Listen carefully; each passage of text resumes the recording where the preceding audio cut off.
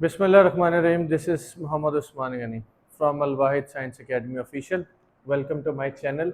आज हम जिस टॉपिक का तस्करा करेंगे that is from chapter number 1 of class 10th biology, human digestive system, जिसमें हम न्यूट्रिशन, उसकी इम्पोर्टेंस, ओरल कैविटी और इनके बारे में पढ़ेंगे.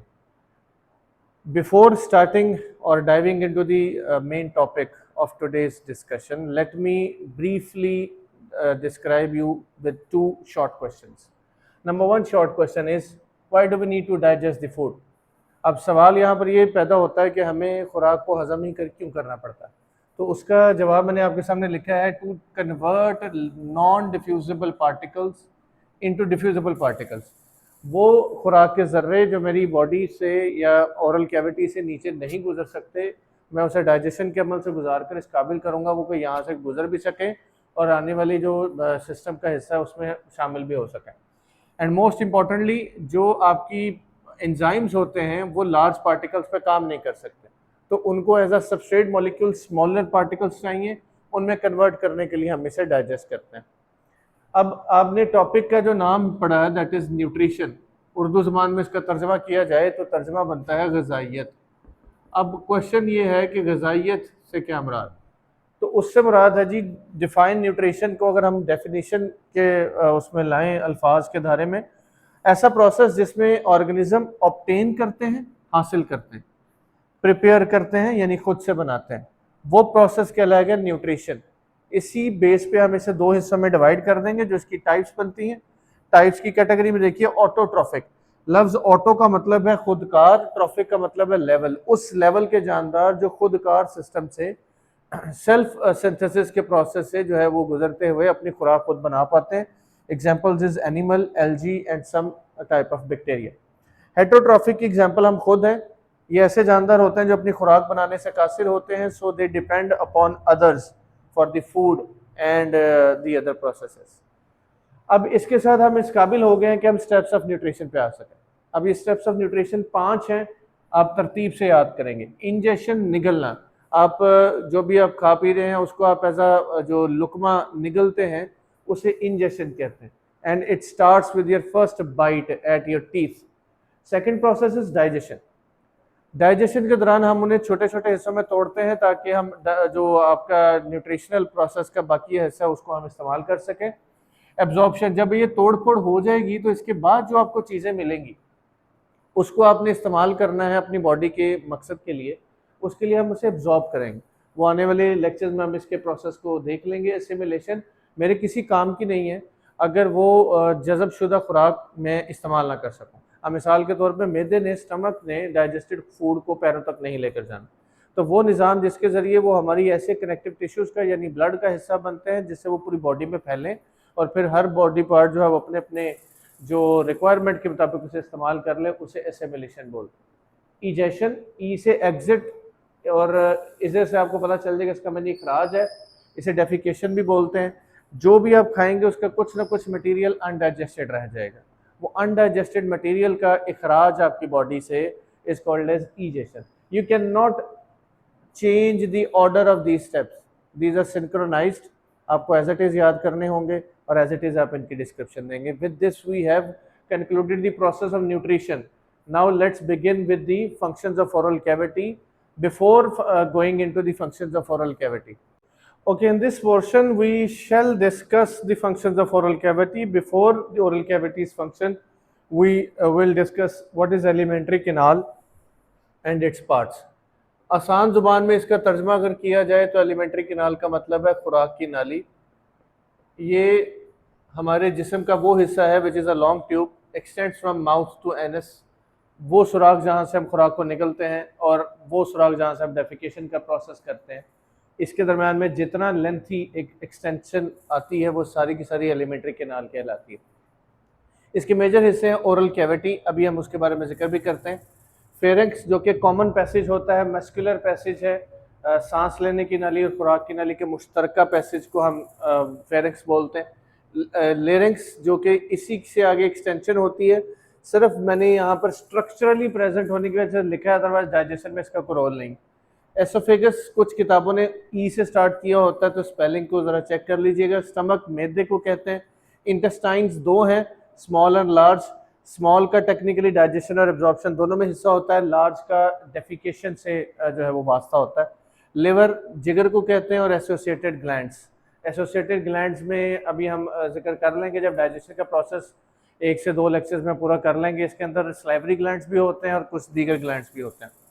तो अब आ जाते हैं हम फंक्शंस ऑफ ओरल कैविटी पर। इसके कम से कम 4 फंक्शंस हैं। फर्स्ट ऑफ ऑल जो फंक्शन इसका है दैट इज फूड सिलेक्शन। इसमें शामिल होते हैं टेस्ट बर्ड्स। देखिए, अगर आप जब पहला लुकमा खाएंगे आपको फौरन उसी वक्त पता चल जाएगा कि जो आप खाना खा रहे हैं आया वो फ्रेश है, आया उसकी एरोमा अच्छी है, क्या अब उसके अंदर चीज़ें जो हैं वो सही तरह से कुक्ड हैं, वाइस वर्सा। तो taste buds help you and sometimes your sensations, जिसमें विजन और जो है वो स्मेलिंग सेंसेशन, वो आपको हेल्प करता है टू सिलेक्ट द फूड। जब फूड सेलेक्ट हो जाती है तो आपके टीथ परफॉर्म करते हैं ग्राइंडिंग या मैस्टिकेशन। मैस्टिकेशन का टर्म है जो आपकी बुक में नहीं लिखी, इसको आप चबाना बोलेंगे आसान जुबान में, और ये पहले लुकमे की पहली बार बाइट करने से स्टार्ट हो जाता है। इसका मकसद होता है रोटी को या लुकमे को छोटे टुकड़ों में तोड़ना, जिसके हम रीज़न पढ़ चुके हैं, ताकि एंजाइम्स उस पर सही तरह वर्किंग कर सकें। उसके बाद वेरी इंपॉर्टेंट केमिकल डाइजेशन का प्रोसेस है, पार्शियल केमिकल डाइजेशन भी समटाइम बोला जाता है, परफॉर्म्ड बाय सलाइवरी ग्लैंड्स। ये 3 पोर्शंस में मौजूद होते हैं। ये आपकी बुक में मेंशन नहीं है। अंडर द टंग यानी जुबान के बिल्कुल नीचे वाली साइड पे, बिहाइंड द जॉज जहाँ पे ये हमारा वो जो है वो पैलेट लटक रहा होता है, और इसके बाद जो ये साइडों पे जॉज के जो है वो इधर मौजूद होंगे। इन तीनों जगहों से सलाइवरी ग्लैंड्स रिलीज होंगे। इन सलाइवरी ग्लैंड ने पार्शियल डाइजेशन करनी है। सलाइवरी ग्लैंड्स कैसे पार्शियल डाइजेशन करते हैं? देखिए, सबसे पहले तो ये आपको कार्बोहाइड्रेट पोर्शन को हजम करेंगे। ये याद रखिएगा, अल्लाह ताला ने आपकी खुराक के अंदर 3 मेजर पोर्शंस बनाए। नंबर 1 इज कार्बोहाइड्रेट, जिसे उर्दू ज़बान में नशास्ता भी बोलते हैं। Number 2 is protein, number 3 is lipids. जो कार्बोहाइड्रेट्स हैं उन्होंने डाइजेस्ट होना है ओरल कैविटी के अंदर। ओरल कैविटी के अंदर जो मेन चीज़ उन्हें डाइजेस्ट करती है वो है सलाइवरी ग्लैंड। सलाइवरी ग्लैंड्स मैं आपको बता चुका हूँ, उनके अंदर से एक रिलीज होती है सिक्रीशन जिसका नाम है सलाइवा। अब ये जो सलाइवा है ये टेक्निकली 3 चीज़ों से मिलकर बनता है। Number 1 is water, number 2 is mucus, number 3 is enzyme जिसका नाम है सलाइवरी इमाइलेज। किसी भी लफ्ज के आखिर में ए ऐसी आएगा तो वो एंजाइम के नाम को जाहिर करता है। तो वो एंजाइम जो सलाइवा को तोड़ता है, वो जो सलाइवा के अंदर रिलीज होता है, और इमाइलेज के जो पहले 4 लेटर हैं ये इमाइलोपेक्टिन और जैसी एक केमिकल जिस सब्सटेंस को रिप्रेजेंट करते हैं, that is component of A carbohydrate. तो ये कार्बोहाइड्रेट को तोड़ने वाला वो एंजाइम जो सलाइवा के अंदर पाया जाता है। ये क्या करते हैं, वाटर और म्यूकस हमारी थूक का जो हिस्सा होता है वो हमारी लुकमे के अंदर ऐड होने के बाद वो उसे नरम कर देते हैं, जिससे ज़्यादा आसानी हो जाती है सलाइवरी ग्लैंड में मौजूद एंजाइम को कि वो उसे तोड़ सके। जैसे ही वो टूट जाता है तो आपके पास स्टार्च जो थी वो माल्टोज में कन्वर्ट हो गई, और आपके पास अब जो सिचुएशन बनती है वो है निगलने की सिचुएशन, स्वेल्विंग आखिरी स्टेप इसका।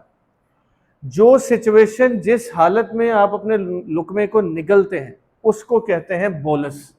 अगर आप बोलस की बात करें तो बोलस के 3 मेजर पॉइंट्स हैं। इसमें सबसे पहले तो स्लिपरी होती है ये formation, as you can understand कि वो लिक्विड ऐड हुआ है वाटर एंड म्यूकस, तो वो स्लिपरी नेचर का हो जाएगा। ये सारी की सारी प्रोसेस जो है वो ओरल कैविटी के अंदर होता है, और इसके अंदर जो आप अपनी हलक से नीचे लुकमा उतारते हैं उसके अंदर आपके खुराक का वो पोर्शन जो कार्बोहाइड्रेट पर मबनी था वो ऑलमोस्ट डाइजेस्ट हो चुका है। Almost means nearly completely digest हो जाता है, जिसका कुछ पोर्शन जो है वो बाकी जाकर अगले हिस्से में डाइजेस्ट होता है। आपने 9वीं क्लास में पढ़ा था कि एंजाइम्स हमेशा कम्प्लेक्स ऑर्डर में काम करते हैं। ये एक एंजाइम था सलाइवरी इमाइलेज, उस इमाइलेज का जो प्रोडक्ट है वो आपने अपने इस बोलस फॉर्मेशन की स्वेल्विंग के दौरान हलक से नीचे उतार लिया है, अब वो जाएगा स्टमक के पास। Okay, in this portion we shall discuss about the role of pharynx and oesophagus.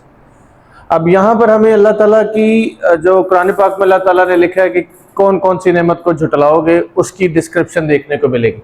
सबसे पहले अगर मैं मेन पॉइंट्स की बात करूं तो जो आपके पास फेरिंक्स होती है ये कॉमन मस्कुलर पैसेज है, गोश्त का टुकड़ा। मस्कुलर पैसेज का मतलब ऐसा रास्ता जो गोश्त मसल्स पर मबनी हो। ट्रेकिया जो कि सांस की नाली है, और इसके बाद आपके पास जो नेक्स्ट हिस्सा है वो है एसोफेगस, जो कि खुराक की नाली है, की नाली का एक हिस्सा है टेक्निकली। इन दोनों के लिए ये कॉमन पैसेज है। ये वाला जो हिस्सा आप देखते हैं अपने गले का, जिसे आप हलक भी बोलते हैं, क्षारक भी बोलते हैं, जगलर वेन, एपिग्लॉटिस, किसी भी नाम से आप इसे याद कर सकते हैं। इन दोनों के लिए यहीं से आपकी हवा गुजरनी है और इसी जगह से आपकी खुराक गुजरनी है। तो ये जो पूरा एरिया बनता है ये कॉमन मस्कुलर पैसेज है एंड नोन एज फेरिंक्स। सबसे पहले it is a short tube between behind the oral cavity, जहां पर आपका मुंह का हिस्सा खत्म होता है उसके एंड पे ये शुरू होती है ओरल कैविटी। उसके बाद ये इसके मेन पॉइंट्स हैं for MCQs board point of view के लिहाज से। इट कनेक्ट्स ओरल कैविटी, यानी हमारे मुंह को कनेक्ट करती है एसोफेगस के साथ, खुराक की नाली का हिस्सा जो बनता है। And it connect nose to wind pipe, nose ये वाला हिस्सा जो हमारे एक्सटर्नल नॉस्ट्रल्स हैं, नथने, और इसी के ऊपर जाकर ये जो सांस की नाली के हिस्से को कनेक्ट करती है। अल्लाह ताला ने और हमें इस्लाम के अंदर जो ब्यूटिफिकेशन ऑफ लाइफ का दर्स मिलता है, उसके अंदर एक चीज़ हमें जो कही गई प्रॉफिट सल्लल्लाहु अलैहि वसल्लम की सुन्नत के मुताबिक, वो ये है कि खाना खाने के दौरान बोलिए मत। अब इससे होता क्या है, आपने कभी सोचा, have you ever given a thought to this very beautiful one line? इससे होता क्या है, इसका मतलब क्या है? इससे मुराद ये है कि जब आप खाना खा रहे हैं, आपके मुंह में लुकमा है, आप उसे चबा रहे हैं और साथ ही आपने सांस लेने की जिसारत की, you have taken some breath into your trachea. अब जो पहला स्टार्टिंग फेज है खुराक का गुजरने का और सांस के गुजरने का, वो ये सारा एरिया है। तो इस दौरानिए में क्या होगा कि आप दोनों रास्तों को ओपन बैक वक्त कर रहे हैं, जिससे वो चीज़ें इधर उधर हो जाएंगी और आपको जो है वो खांसी का जो है वो एक अटैक आ सकता है। वो समटाइम्स सीरियस कॉम्प्लिकेशंस क्रिएट कर सकता है, डिपेंड्स अपॉन जो है वो क्या खाना आप खा रहे थे और कितना जो है वो ट्रांसफ़र हुआ है from one point two the other. तो आपको मना किया गया। अब मना करने के साथ साथ अल्लाह ताला ने हमारे अंदर कोई इसकी ऐसी कोई फिजिकल एडेप्टेशन रखी जो ये इस प्रोसेस को इंश्योर कर सके कि नॉर्मल हालात के अंदर जब आप नहीं भी बोल रहे तब भी खाना मेरी खुराक की नाली के बजाय सांस की नाली में ना जाए। तो हियर इज द आंसर। सबसे पहले इसका फंक्शन पढ़ते हैं। जो मेन फंक्शन है किसका? फेरिंक्स का। वो है to prevent the entry of bolus. क्योंकि आपने जो प्रीवियस सेक्शन में पढ़ा है वो ये था कि हमने जो मुंह के हिस्से में चीज डाइजेस्ट करके लुकमे की जो हालत बनाई है, जिसके अंदर कार्बोहाइड्रेट्स पार्शली डाइजेस्टेड थे डियर ऑडियंस, उसे हमने बोलस का नाम दिया। वो ट्रेकिया में ना जाए, ये काम है फेरिंक्स का। Exam style point of view के हिसाब से अगर हम इसको क्वेश्चन फॉर्म में लाएं तो क्वेश्चन बनेगा how is the entry of bolus prevented in trachea. अब इसका जवाब है इस एपिग्लॉटिस के अंदर। ये आप देखिए, ये खवातीन के अंदर ये हड्डी जो है वो अंदर होती है, बाहर को नहीं होती, और मेल हजरात के अंदर ये हड्डी बाहर की जानिब उभरी हुई हालत में होती है, शारक बोलते हैं इसे। आप इसे अगर इसके ऊपर एक कार्टिलेज लगा होता है, with that cartilage it is called as epiglottis. अगर मैं उस कार्टिलेज को माइनस कर दूं, सिर्फ एक हड्डी को कंसीडर करूं, एक पॉइंट को कंसीडर करूं माइनस कार्टिलेज, तो ये ग्लॉटिस है। और जब आप खुराक को स्वलो करते हैं, निगलते हैं, तो आप जरा नोट कीजिए खुद अपने वो उस मूवमेंट को कि जब आप उसको निगलेंगे तो ये चीज ऊपर को मूव करती है और सांस की नाली के ऊपर एक रास्ता बंद हो जाता है, ट्रेकिया बंद हो जाता है। तो for that 1 second 2 second the time span जिसमें एसोफेगस से वो खुराक सीधी जो है वो पहुंच जाती है हमारे फेरिंक्स से होते हुए, तो उस दौरानिए में चंद 1 मिनट के बाद, सेकंड्स के बाद आपका ट्रेकिया दोबारा ओपन हो जाता है जैसे ही एपिग्लॉटिस नीचे आता है। इस तरह से इस ब्यूटीफुल एडेप्टेशन के साथ अल्लाह ताला हमारे खुराक के हिस्से को सांस की नाली में जाने से रोक देते हैं। ओके, जो हमारा मेन टॉपिक था वो था रोल ऑफ फेरिंक्स और एसोफेगस। अब हम बात करते हैं एसोफेगस की, जो कि खुराक की नाली का पहला पोर्शन बनता है। मेन पॉइंट्स की अगर बात करें तो it is a long version of a tube 25 centimetre, जिसको इंचेस में कन्वर्ट करें तो 10 इंचेस बनते हैं from 25 centimetre. It connects pharynx to stomach. अब इसमें एग्जाम स्टाइल अगर क्वेश्चन की बात की जाए, कभी आपने ये सोचा है, आपने फिजिक्स की दुनिया में तो ये तो पढ़ लिया कि कोई भी चीज़ आप ऊपर उछालें तो वो नीचे आती है ड्यू टू ग्रेविटी, लेकिन कभी आपने ये सोचा कि हमारी खुराक नीचे किस फोर्स से जाती है? अब हमारा जो मैदा है वो चूँकि एक बायोलॉजिकल सिस्टम का हिस्सा है, वो फिजिकल सिस्टम का हिस्सा नहीं है, उस पर कैसे ग्रेविटी वाली फोर्स लगती है और वो चीज़ नीचे को आती है? तो उसका जवाब again with the beautification of Allah Almighty, the manifestation of human जहां पर अल्लाह ताला ने हमारे अंदर कॉन्ट्रैक्शन की सलाहियत रखी है inside the muscular walls of our alimentary canal, जो कि स्टमक से ऊपर पाई जाती खुराक की नाली के हिस्से का नाम है। और उसके अंदर ये होता है कि ये जो वॉल्स होती हैं ये इस तरह से कॉन्ट्रैक्ट करती हैं जस्ट लाइक दैट, जैसे आपके मुंह के अंदर खुराक को चबाया जाता है, आप जो है वो ग्राइंड करते हैं उसे दांतों की मदद से, उसे जो है वो रोल करते हैं जुबान की मदद से, थूक ऐड होता है यानी स्लाइवा, स्लाइवरी ग्लैंड वाला जो स्लाइवरी माइलेज कंसिस्ट करता है, और वो सारा निज़ाम ऐड होने के बाद आप उसे हलक से नीचे उतारता है। जस्ट लाइक दैट यहाँ पर मौजूद जो गोश्त का हिस्सा है, जो मस्कुलर पैसेज है, वो इसे इस तरह से कॉन्ट्रैक्ट करता है कि वो चीज नीचे की जानिब खिंची आती है, और उसकी वजह से क्या होता है कि जो हमारी खुराक है वो पहुंच जाती है स्टमक में, जो कि आपने अभी पढ़ा, it connects pharynx to stomach. अब जब ये खुराक स्टमक के पास पहुंच जाती है, अब यहाँ पर एक क्वेश्चन अराइज होता है, इस प्रोसेस का नाम तो हो गया पेरिस्टॉल्सिस। क्वेश्चन ये अराइज होता है कि क्या ऐसा कभी हो सकता है कि ये सिस्टम काम ना करे और ये फोर्स रिवर्स हो जाए? तो answer is yes, this happens. और वो कब होता है? आपने देखिए, अगर आपके साथ कभी ऐसा आपने ऑब्जर्व किया हो अपने केस में या किसी और के केस में, डियर ऑडियंस, कि आपने आज दोपहर को खाना खाया, आप ओके थे, वो खाना हजम हो गया, लेकिन वही खाना शाम टाइम आपने खाया, लेकिन तब तक आपको बुखार की फीलिंग आ चुकी है due to some internal infection और एनी अदर थिंग, और आपकी जो आप खाना खाते हैं और जब आप लुकमा खाते हैं तो वही लुकमा उसी सालन रोटी का जो दोपहर में आपको हजम हुआ था आप खाते जाते हैं, थोड़ी ही देर बाद वो वोमिट आउट हो जाता है। इसका मतलब ये है कि ये जो आपका सिस्टम है इसके अंदर एक और चीज भी एड अप होती है, that is the enzymes present in stomach. लेकिन फिलहाल मैं इसकी बात करूं जी, मस्कुलर वॉल्स की कॉन्ट्रैक्शन थी, that has gone malfunctioned, that is why ये जो मसल्स थे इन्होंने स्टमक में उसे कबूल करवाने की बजाय उसकी अपोजिट मूवमेंट शो की, और अगर वो अपोजिट मूवमेंट शो हो जाए तो आप उस चीज को कहते हैं एंटी पेरिस्टॉल्सिस, जिसे आप अपनी जुबान में वोमिटिंग भी बोलते हैं। तो याद रखिएगा, वोमिटिंग बेसिकली एक ऐसा प्रोसेस है जो एंटागोनिस्ट है पेरिस्टॉल्सिस का, and it is an abnormal situation. Okay, अब हमने रोल ऑफ एसोफेगस पढ़ लिया, रोल ऑफ फेरिंक्स पढ़ लिया। एसोफेगस के दौरान हमने ये लफ्ज़ पढ़ लिए कि एसोफेगस में जो पेरिस्टॉल्सिस की मूवमेंट थी, पेरिस्टॉल्टिक मूवमेंट्स की वजह से खुराक पहुंच चुकी है the main hero of the digestion, the main organ, the main digester, that is stomach.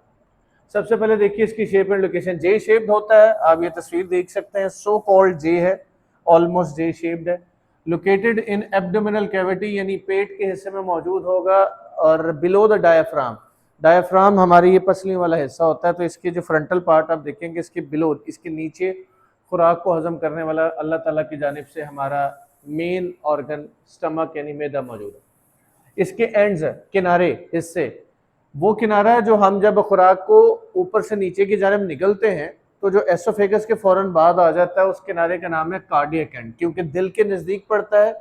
हमेशा लफ्ज़ कार्डियक का मतलब दिल होता है और एंड का मतलब डियर ऑडियंस होता है किनारा, तो वो किनारा, वो गेट जो दिल के करीब पड़े और एसोफेगस के फौरन बाद आता है, नेम्ड एज कार्डियक एंड। और वो किनारा जो स्मॉल इंटेस्टाइन से पहले आता है उसे हम नाम देते हैं पाइलोरिक एंड। ये इसके दो एंड हो गए। अब ये गेट्स हैं बेसिकली, एंट्री और एग्जिट पॉइंट, ये एंट्री पॉइंट है, ये एग्जिट पॉइंट है। ऐसा तो नहीं हो सकता कि उनके ऊपर सिक्योरिटी गार्ड्स ना बैठे होते, सिक्योरिटी गार्ड का काम करते हैं वहां पर कार्टिलेजेस, मसल्स और रिंग ऑफ मसल्स। उन रिंग ऑफ मसल्स को हम नाम देते हैं स्फिंक्टर्स का, स्फिंक्टर्स। अब ये दो तरह के स्फिंक्टर होते हैं, जैसे गेट दो होते हैं, कार्डियक एंड और पाइलोरिक एंड, बिल्कुल वैसे ही कार्डियक स्फिंक्टर और पाइलोरिक स्फिंक्टर है। अब कार्डियक स्फिंक्टर क्या करता है, जब खुराक जिस्म में स्टमक के अंदर एंटर हो गई तो वो वापस ना आ जाए, वो बाहर को, जिसको आप नाम देते हैं बर्पिंग का, ब्लेचिंग का, खट्टे खट्टे डकार आने का, एसिडिटी का, एसिड रिफ्लेक्स का, एंड वाइस वर्सा, इसके दीगर कई नाम। Cardiac sphincter it prevents food from flowing back, यानी दोबारा एसोफेगस की जानिब ना आ जाए, दोबारा आपको रीगर्गिटेशन की फीलिंग ना आए कि आप खाना खा के और आपको जो है वो डकार आए और आपको ये लगे फुलनेस वाली फीलिंग है कि मेरा खाना वापस गले तक आ गया, हलक तक आ गया, उसको रोकने का कार्डियक स्फिंक्टर करता है। And if somebody he or she feels the same as I mentioned, तो इसका मतलब है उसका cardiac sphincter is not working properly due to multiple reasons. Pyloric sphincter it is present between stomach and small intestine, इसका इसी हिस्से में हम पढ़ेंगे फंक्शन फर्दर। स्टमक की अगर आप शेप देखें तो ये कार्डियक सेंटर है, ये पाइलोरिक स्फिंक्टर है। कार्डियक स्फिंक्टर के अंदर जो है वो मसल्स जो कार्डियक एंड के मौजूद होंगे। इसके दरमियान इसके सेंटर में मस्कुलर पार्ट के अंदर इसकी दीवारों से गैस्ट्रिक ग्लैंड पाए जाते हैं जो कि जूस रिलीज करता है, नेम्ड एज गैस्ट्रिक जूस। इस गैस्ट्रिक जूस के कम से कम 3 हिस्से हैं। HCl जिसके आप हाइड्रोक्लोरिक एसिड कहते हैं, अल्लाह ताला ने खुद एसिड आपकी बॉडी में रखा है। पेप्सिन मैंने जानबूझ के इसके स्पेलिंग में डैश लगाकर ये ओजन लिखा है। याद रखिएगा किसी भी टर्म के आखिर में अगर बायो या मेडिकल टर्म में ओजन लगा हो तो that refers to its inactive form. तो ये पेप्सिन एक प्रोटीन को डाइजेस्ट करने वाला एंजाइम, अभी हम उसका फंक्शन पढ़ते हैं, और ये इनएक्टिव फॉर्म में होता है। ठीक है। Mucus, just like we produce mucus in our mouth oral cavity, बिल्कुल स्टमक के अंदर भी थूक पैदा होता है, थूक की तरह का मटेरियल पैदा होता है। अब गैस्ट्रिक ग्लैंड से ये 3 चीजें रिलीज होगी। सबसे पहले हमने पढ़ा HCl का, तो उसकी बात करते हैं। HCl का सबसे पहला फंक्शन ये है कि ये पेप्सिनोजन को पेप्सिन में कन्वर्ट करेगा, यानी एक इनएक्टिव एंजाइम को एक्टिव फॉर्म में लाएगा। और क्यों लाएगा? ताकि वो अपना काम कर सके।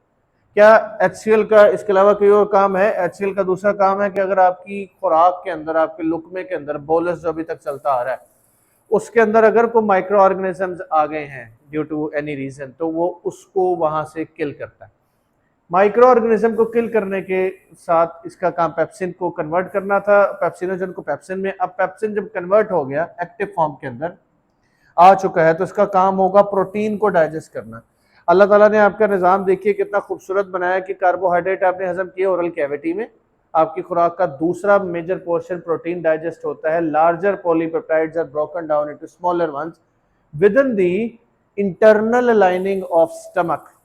और प्रोटीन की सबसे अच्छी फॉर्म होती है डियर ऑडियंस, गोश्त का टुकड़ा, मस्कुलर पार्ट। अब एक सवाल आपके जहनों में आना चाहिए कि अगर ये गोश्त को हजम करता है तो फिर गोश्त तो मसल्स में मौजूद है और स्टमक का मसल जो है वो भी तो गोश्त का बना हुआ है, तो वो क्यों नहीं से डाइजेस्ट होता? तो अब अगर इस पोर्शन में हम आ जाएं तो जरा देखिए, pepsin is a strong protein digesting enzyme, ये मैंने लिख दिया। और ये सवाल मैंने आपके सामने लिख दिया for the board pattern kind of question, why pepsin can not digest the stomach wall. अब इसका सिंपलेस्ट आंसर है, आपने अभी तक जो पढ़े हैं, आपने HCl का रोल पढ़ लिया, आपने पेप्सिनोजन का रोल पढ़ लिया, यानी जो पेप्सिन में कन्वर्ट हो गया। आपने म्यूकस का रोल नहीं पढ़ा अभी तक। अब इसमें देखिए, अल्लाह ताला ने ये म्यूकस जो आपकी बॉडी के अंदर, स्टमक के अंदर रखा है, इस म्यूकस का काम ये होगा कि ये जितनी देर में HCl पेप्सिनोजन को पेप्सिन में कन्वर्ट करता है, ये म्यूकस उतनी देर में स्टमक की अंदरूनी हिस्से के अंदर एक एक्स्ट्रा प्रोटेक्टिव कवरिंग बना लेता है। उसके 2 फंक्शन होते हैं। एक फंक्शन उसका ये है कि वो एसिड से बचाए, इससे पहले कि जो स्टमक अपना एसिड है वो अपनी ही दीवारों को खाना शुरू कर दे, और वो प्रोटीन डाइजेस्टर एंजाइम से स्टमक के अंदरूनी गोश्त वाले हिस्से को बचाए, ताकि वो प्रोटीन डाइजेस्ट करते वक्त ये काम ना हो कि वहां पर हो जाए।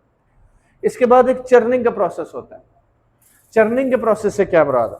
चर्निंग ये होती है डियर ऑडियंस कि जब खुराक इधर पहुंच जाती है मस्कुलर पैसेज या मस्कुलर कॉन्ट्रैक्शंस की वजह से, तो अब वहां पर रिग्रेस मूवमेंट होती है, कॉन्ट्रैक्शन और relaxation of the stomach inner lining walls.